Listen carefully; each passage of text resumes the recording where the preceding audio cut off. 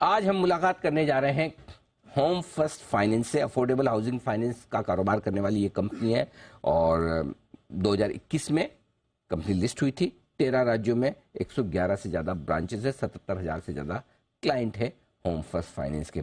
आपकी मुलाकात करवाऊँ मैं कंपनी के एमडी और सीईओ मनोज विश्वनाथन साहब हमारे साथ कार्यक्रम में शामिल हो रहे हैं। बिट्स पिलानी से आपने इलेक्ट्रिकल और इलेक्ट्रॉनिक्स इंजीनियरिंग की डिग्री हासिल की है।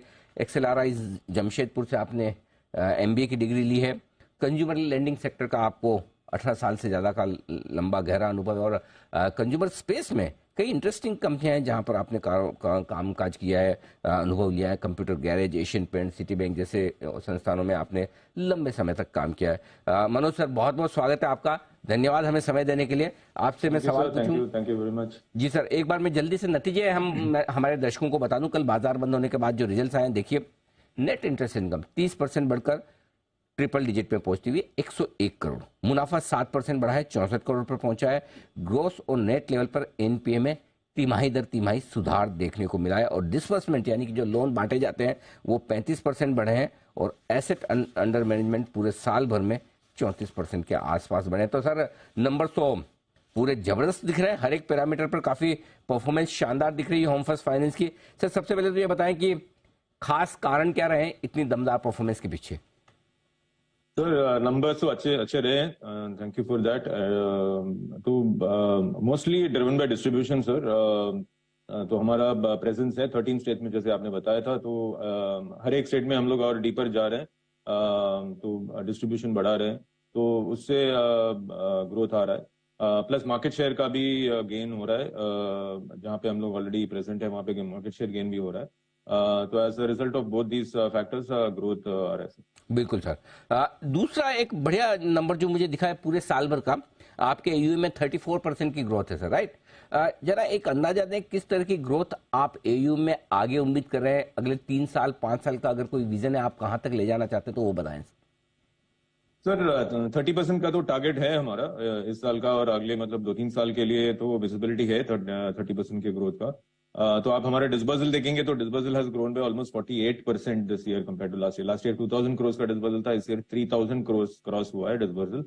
तो on this basis we are able to project की यूएम ग्रोथ आना चाहिए, 30% प्लस आना चाहिए नेक्स्ट कपल ऑफ ईयर्स के लिए। जी मनोज सर, वैसे तो नेट इंटरेस्ट मार्जिन 6% के ऊपर है, अच्छे ही माने जाएंगे, लेकिन क्वार्टर ऑन क्वार्टर थोड़े से 30 बेसिस पॉइंट्स घटे हैं। तो थोड़ा फाइनेंशियल ईयर 24 के लिए एक हमें अंदाजा दें किस तरह के निम्स पर आपका बैंक काम करेगा सर? माफ कीजिए, आपकी कंपनी। निम सर 6% प्लस मेंटेन करने का हमारा कोशिश है। अभी लास्ट ईयर थोड़ा डिफिकल्ट ईयर था बिकॉज 250 बेसिस पॉइंट से मतलब रेट्स बढ़े थे, तो देयर वाज सम एक्सपेक्टेशन की थोड़ा निम कंप्रेस हुआ, तो which happened in last quarter. But आप फुल ईयर देखेंगे तो निम हमने 6.4% मेंटेन किया है। तो we should be able to, अभी एंटिसिपेशन या एक्सपेक्टेशन है कि अभी रेट्स थोड़े टेपर हो रहे हैं, तो we should be able to maintain these NIMs going forward.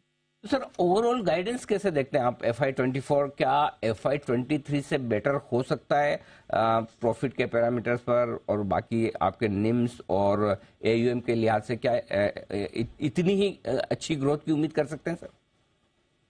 Yes sir. तो हमारा तो profit is directly proportional to मतलब AUM ग्रोथ। तो जैसे AUM ग्रोथ हो रहा है वैसे प्रॉफिट्स भी ग्रो होना चाहिए।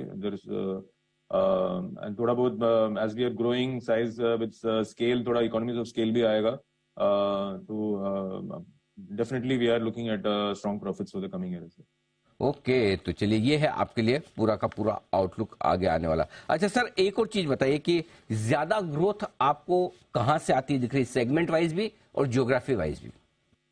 सर हमारा तो पूरा फोकस अफोर्डेबल हाउसिंग पे ही है, which is first time home buyers जो 5 लाख टू 20-25 लाख के रेंज पे होम्स अदर कंस्ट्रक्ट करते हैं या खरीदते हैं, तो उसी पे फोकस है हमारा पूरा फोकस। तो you can say almost like a single product company. तो growth is coming from that segment only. Geographically देखेंगे तो if you compare with last year, practically every region has grown the same in the same proportion. तो ऐसा हम बोल नहीं सकते कि किसी एक रीजन में ज्यादा ग्रोथ आ रहा है। From almost all the regions that we are seeing similar pace of growth. Okay, तो ये आपके लिए राय बिल्कुल ग्रोथ के लिहाज से।